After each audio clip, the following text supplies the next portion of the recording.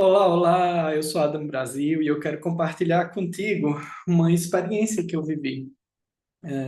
Eu tenho uma amiga, né, que eu conheço inclusive há muitos anos e numa ocasião bem formal, no aniversário que a gente estava, ela me disse assim: Adam, eu vou, né, lançar uma escola de arte. Ela, né, é professora de arte, né, de teatro. E aí, naquela ocasião, o meu coração aqueceu, né? E aqui vai a primeira reflexão que eu quero compartilhar contigo, né? Tem coisas na nossa vida que o nosso coração nos direciona e nem sempre a gente está atento a perceber essa direção. Daí eu disse a ela, né, olha, se eu puder contribuir de alguma forma, eu tenho estudado, né, sobre o pensamento sistêmico aplicado em empresas, né, sobre constelações organizacionais, sobre como que às vezes as nossas questões inconscientes são projetadas nos nossos negócios, nos nossos empreendimentos. E se eu puder apoiar de alguma forma, eu estou à disposição. E aí a gente marcou uma reunião para eu fazer ali um diagnóstico, né, uma avaliação e contribuir com o meu olhar, né, com as minhas técnicas, com a postura, né, sistêmica. E a gente teve ali aquela conversa e tal. E, e aí, quando foi no dia 9 de janeiro, né, à noite, nós estávamos lá para fazer a inauguração, né? Eu estava lá como um dos presentes, né, para assistir à inauguração daquele espaço. E eu fiquei extremamente emocionado porque é uma escola de arte associada a um reforço, né, a uma escola de reforço. Mas o principal manifesto, assim, o principal sonho, né, da Carla Emanuela, né, porque é um projeto que chama Caminhos do Baobá, né, é um projeto da Carla Emanuela e da Arlene, né? Então, o sonho, né, principal é construir um ambiente de educação inclusiva com princípios antirracistas. Isso me impactou muito, assim, porque não adianta, né? Primeiro, quando a gente fala sobre racismo, né? Não adianta a gente pensar assim, mas eu não sou racista. Assim, isso já é uma fala pouco reflexiva, né? E de pouca elaboração, porque nós vivemos em uma sociedade, inclusive a gente estuda, né, nos livros de história, o eurocentrismo, né? A colonização. Muita gente, né, ainda fala sem se perceber que o Brasil, né, data de 1500 e não percebe que isso é uma exclusão da história dos nossos antepassados, né, porque não é que o Brasil brotou do nada depois de 1500, né, o Brasil já existia uma cultura, já existiam pessoas aqui, já existia uma terra, né, já existia, né, não passou a existir a partir de 1500, né, então é óbvio que a gente, né, vive uma educação ainda, uma cultura ainda racista, e não adianta a gente só dizer que nós não somos preconceituosos, né? É necessário o esforço de desconstruir essas ideias, essas palavras, essas percepções, essas sensações, né? E a cultura ou a educação ou os conceitos antirracistas nos ajudam a despertar para isso, né? E esse é o sonho, né? É criar um ambiente inclusivo, né, em que as crianças se sintam amparadas, acolhidas do seu jeito, né, independente da cor de pele, independente da condição, da necessidade do suporte, né, tirar esses rótulos de transtornos, né, que a gente é necessário na sociedade contemporânea para a gente apoiar essas crianças, mas ao mesmo tempo evitando essa limitação, né, do diagnóstico. Então, eu me emocionei muito quando eu vi aquilo concretizado, né? E óbvio que eu entendo que, como toda empresa, tem uma jornada aí a ser empreendida, né? Mas, para além dessa jornada, né?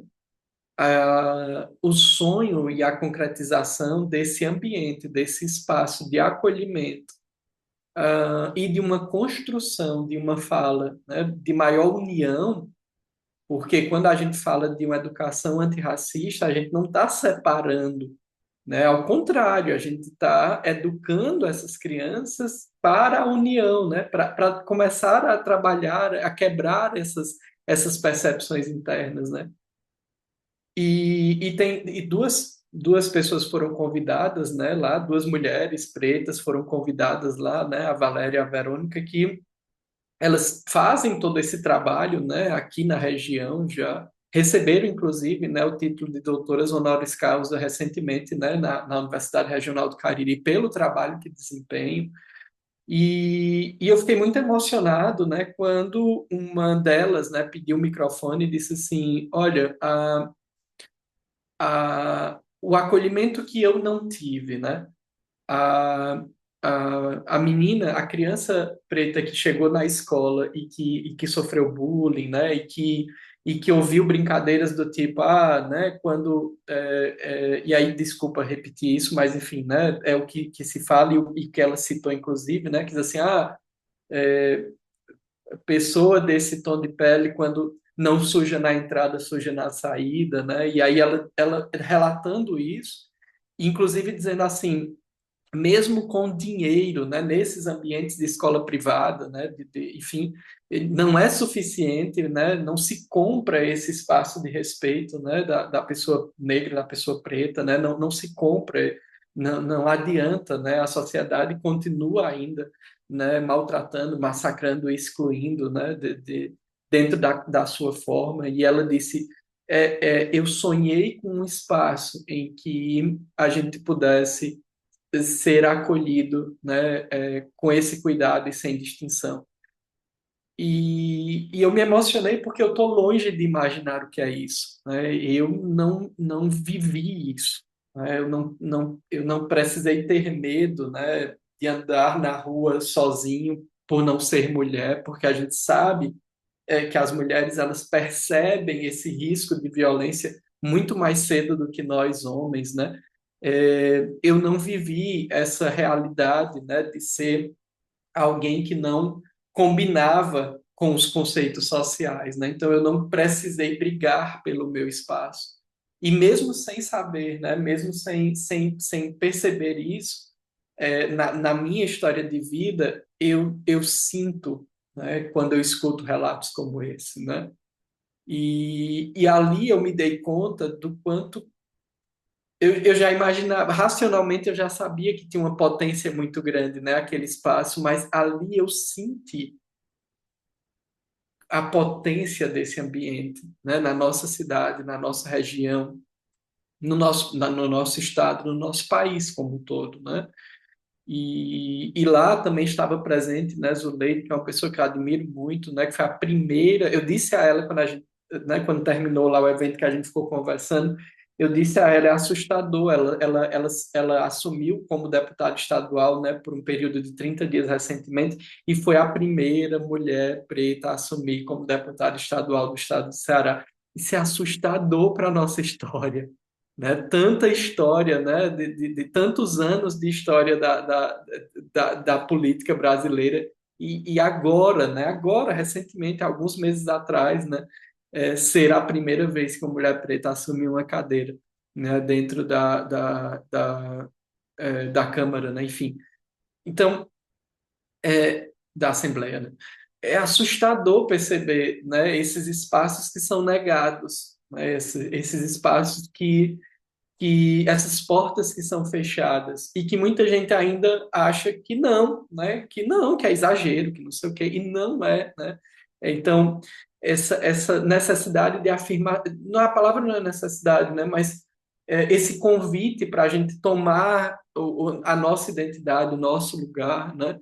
E eu acho isso muito importante, muito bonito. E que bom que tem esse espaço para a gente fazer isso agora, formalmente, né? Uma educação formal, né? Para abrir as portas para esse debate, né? Para essa construção.